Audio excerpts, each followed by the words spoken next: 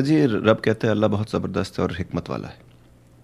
عجیب بات ہے, رب ہمارا کریٹر ہے, ہم اس کی کریشن ہیں, اور میرے کسی کام میں مجھے حکمت نظر نہیں آ رہی اپنے ارد گرد. میں شامل ہوں اس کے اندر.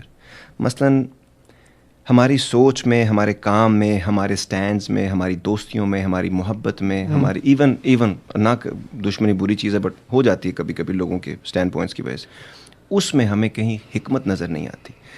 میں نے خود یہ دیکھا ہے اور آپ نے بھی یہ آبزرو کیا ہوگا.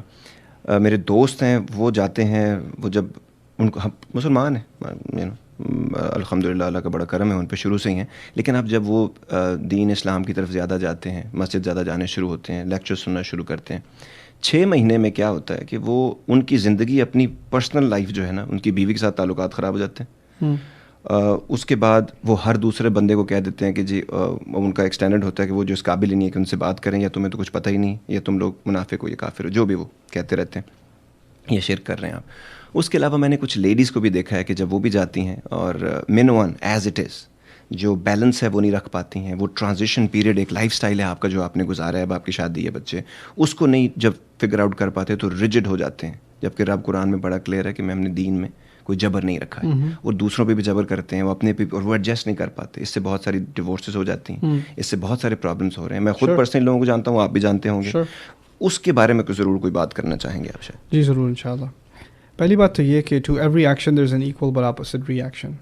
ہمارا دین کی طرف آنا, اس کا ایک اسپریچول ایلیمنٹ ہے, اس کا ایک سائیکولوجیکل ایلیمنٹ بھی ہے. اس کو اگنور کرنا بہت غلط بات ہے. جی, انسان میں ایک گلٹ فیل ہوتا ہے کہ میں نے کئی سال گناہ گاری میں گزار دی ہے. وہ ایک لیکچر سنتا ہے جہنم کے بارے میں, توبہ کے بارے میں, خدا کی مغفرت کے بارے میں, واپس آنے کے بارے میں, اور پھر وہ دین کی طرف بھاگتا ہوا آتا ہے.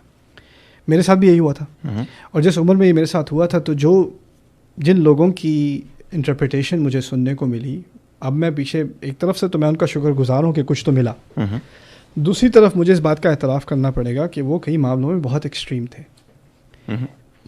یعنی وہ ایک طرح سے میسج ان کا یہ تھا کہ دنیا بھول جاؤ, یہ سب فتنہ ہے, بس تمہیں آخرت کی فکر ہونی چاہیے اپنی.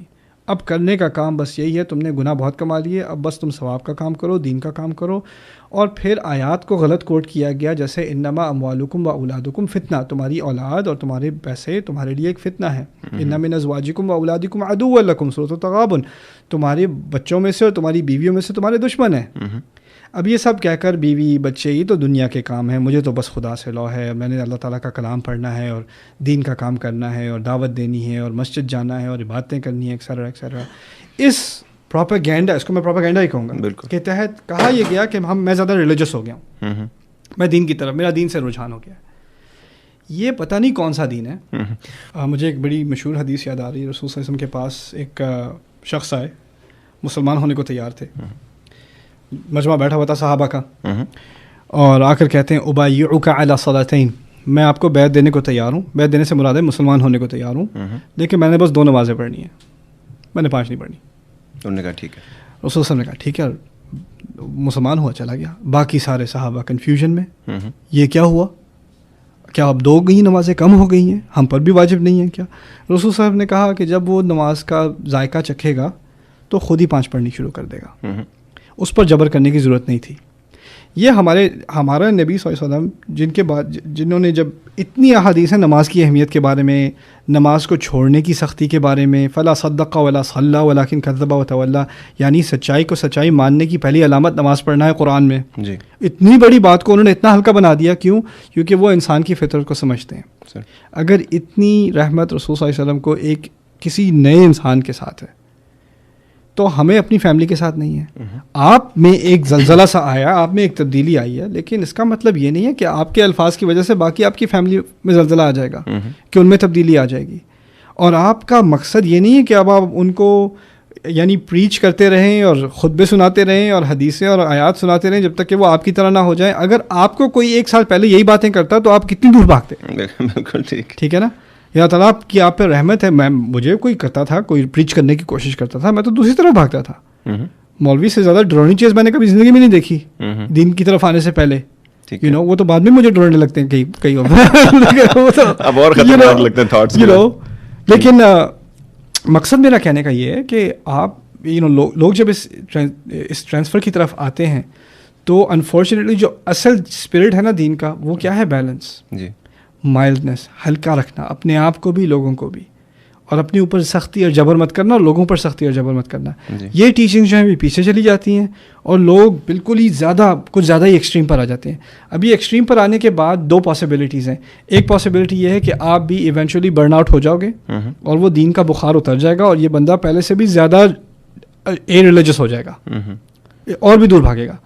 یا دوسرا ایکسٹریم یہ ہے کہ یہ اسی طرح رہے گا، اس کو لوگ چھوڑ دیں گے، اس کو لوگ اس کو برداشت نہیں کر سکیں گے، اس کی فیملی جو ہے ٹوٹ جائے گی، وائف برداشت نہیں کر سکے گی یا ہسبینڈ برداشت نہیں کر سکے گا، پیرنٹس دور ہو جائیں گے، اپنے آپ کو یہ الگ کر لے گا، آئسولیٹ کر لے گا اور میزریبل سی زندگی گزارے گا. ٹھیک ہے، بہتر انسان کے لیے. اسی لیے میں اس بات کا اتنا ایڈوکیٹ ہوں. اوور سمپلیفائڈ سی بات لگتی ہے میرے نزدیک. جو فائدہ مجھے قرآن کے مطالعے سے ہوا ہے، سنسیئر قرآن کے مطالعے سے، اور کسی چیز سے نہیں ہوا. کیوں؟ قرآن میں ایک بیلنس ہے. بالکل.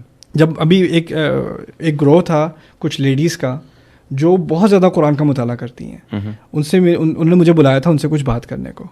میں نے ان کو آدھے گھنٹے کا لیکچر پتہ ہے کس بات کا دیا ہے؟ آپ اتنا مطالعہ نہ کیا کریں، بیلنس میں رہیں. میں نے قرآن کی آیات سے بس ان کو یہ سمجھانے کی کوشش کی. جب وہ اللہ تعالیٰ کہہ رہا ہے وَالذَّارِيَاتِ ذَرْوًا أَفَلَمْ يَنظُرُوا إِلَى السَّمَاءِ كَيْفَ خُلِقَتْ. کبھی جا کے آسمان کو بھی دیکھ لیا کریں. کبھی یہی کتاب آپ کو کتاب بند کر کے باہر آسمان کو دیکھنے کو کہہ رہی ہے. اگر آپ بیٹھ کر 15-20 تفاسیر بھی پڑھ لیں کہ آسمان کو دیکھو، لیکن آپ نے آسمان کو نہیں دیکھا، آپ نے بات ہی نہیں سمجھی کی کیا جا رہی ہے بات. تو یہ بالکل، تاکہ آپ پریکٹیکل لائف بھی دیکھیں، خدا کی بنائی ہوئی اور چیزیں بھی دیکھیں، زندگی بھی جئیں، آپ انجوائے بھی کریں راستے میں، اور ساتھ ساتھ یہ کسی نے نہیں کہا کہ آپ دن رات دین پڑھتے رہو.